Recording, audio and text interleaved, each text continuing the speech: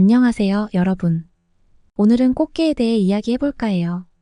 꽃게의 제철부터 몸에 좋은 효능, 그리고 섭취 시 주의할 점과 꽃게를 더 맛있고 건강하게 즐기기 위한 궁합이 좋은 음식과 피해야 할 음식들까지 알려드릴 예정이니 끝까지 시청해주세요. 먼저 꽃게의 제철부터 살펴볼게요. 꽃게는 1년에 2번 봄과 가을, 3월에서 6월, 9월에서 11월이 제철입니다. 봄에는 암꽃게가 알을 품고 있어 살이 차오른 시기인데요. 알이 꽉 차 있고 맛이 진해져서 이 시기에 먹으면 꽃게의 깊은 맛을 느낄 수 있어요. 반면 가을에는 수꽃게의 살이 단단해지고 달콤한 맛이 절정을 이루죠. 이때 잡은 꽃게는 씹는 맛이 좋고 감칠맛이 풍부해서 다양한 요리에 사용하기에도 아주 좋답니다. 그런데 이렇게 맛있는 꽃게를 즐기기 위해서는 금어기라는 것도 잘 기억해 두셔야 해요. 금어기란 산란기 동안 꽃게를 보호하기 위해 포획과 판매를 금지하는 시기를 말해요. 꽃게의 금어기는 24년도 기준 6월 21일부터 8월 20일까지입니다.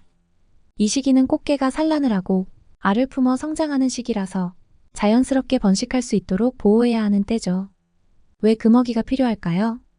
이 시기에 꽃게를 잡아버리면 다음 해에 꽃게들이 성장할 기회를 잃게 돼요.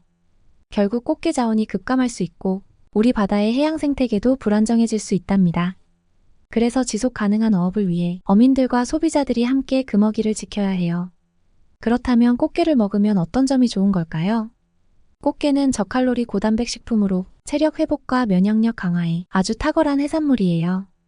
성장기 어린이부터 중장년층까지 고루 좋은 영향을 줄 수 있는 다양한 영양소가 많이 들어있죠. 하나씩 살펴볼게요. 먼저 꽃게는 단백질이 아주 풍부합니다. 단백질은 우리 몸의 근육과 세포 조직을 만드는데 필수적인 영양소인데요.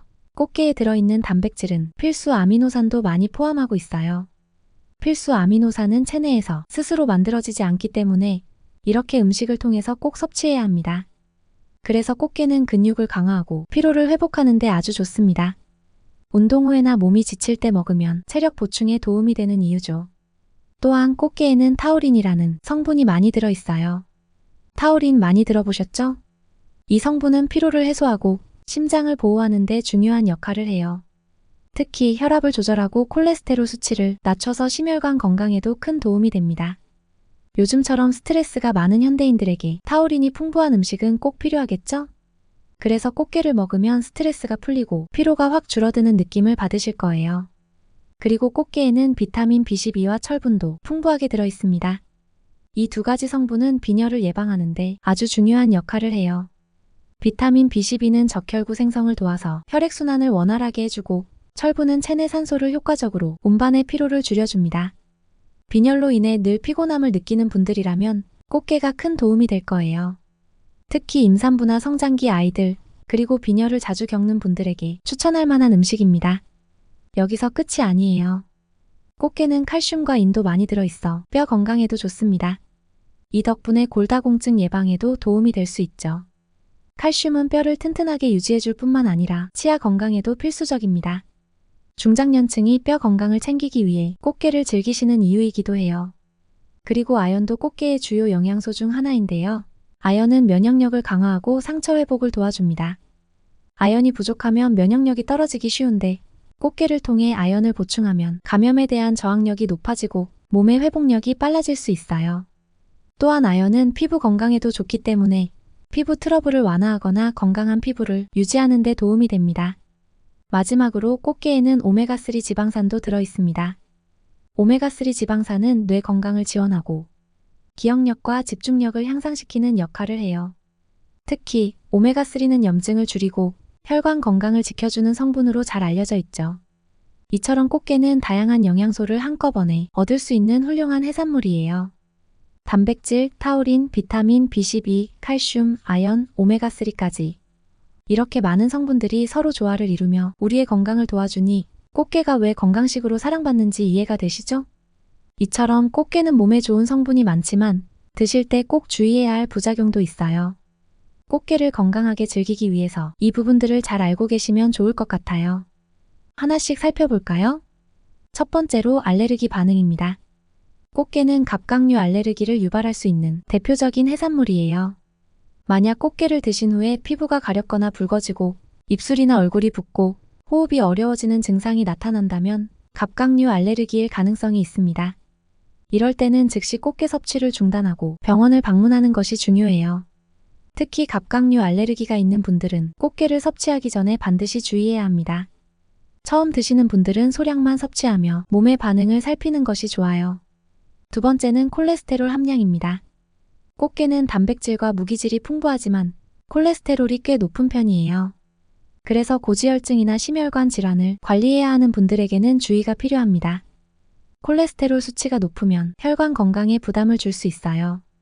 그렇기 때문에 꽃게를 드실 때는 하루에 12마리 정도로 섭취량을 제한하는 것이 좋습니다. 너무 많이 먹으면 오히려 건강에 해가 될 수 있다는 점 기억해 주세요. 세 번째로 통풍에 관한 주의사항이 있어요. 꽃게에는 퓨린이라는 성분이 들어있는데 이 퓨린이 체내에서 요산으로 변하게 돼요. 요산 수치가 높아지면 통풍 증상을 악화시킬 수 있습니다. 통풍은 발이나 손가락 관절에 극심한 통증을 일으키기 때문에 이미 통풍이 있거나 요산 수치를 관리하고 계신 분들은 꽃게 섭취를 조절하시는 것이 좋습니다. 가끔 즐기는 정도는 괜찮지만 과도하게 섭취하는 것은 피해야 해요. 네 번째는 꽃게의 찬 성질입니다. 꽃게는 성질이 차가운 해산물이에요. 그래서 위장이 약하거나 소화가 잘 안 되는 분들은 꽃게를 드실 때 주의해야 합니다.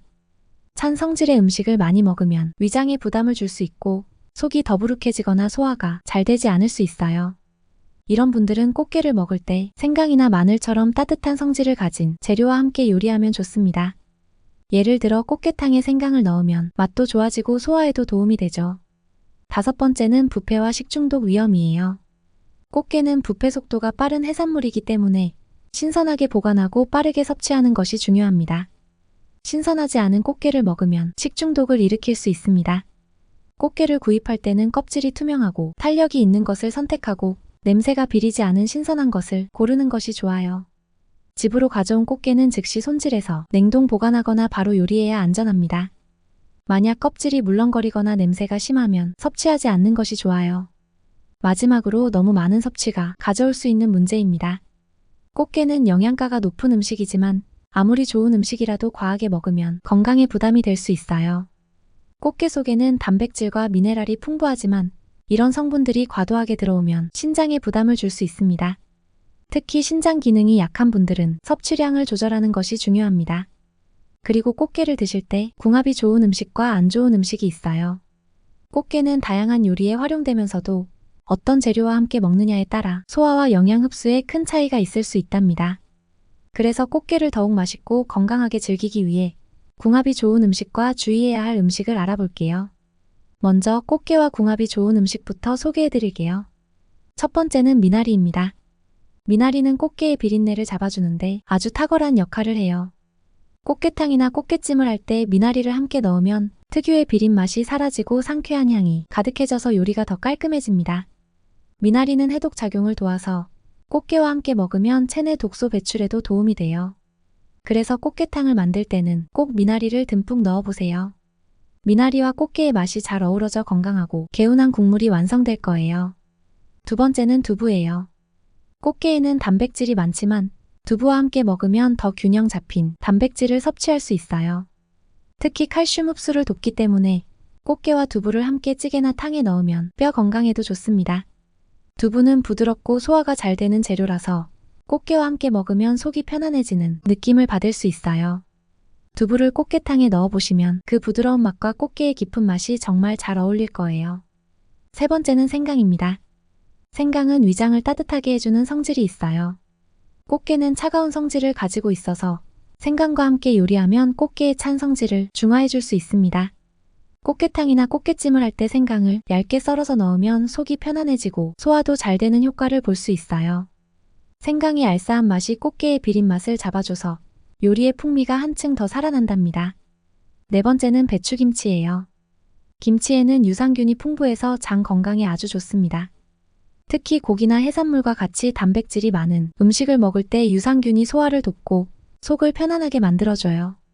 꽃게찜이나 꽃게볶음을 먹을 때 김치를 곁들이면 느끼함도 잡아주고 소화도 더 잘 돼요.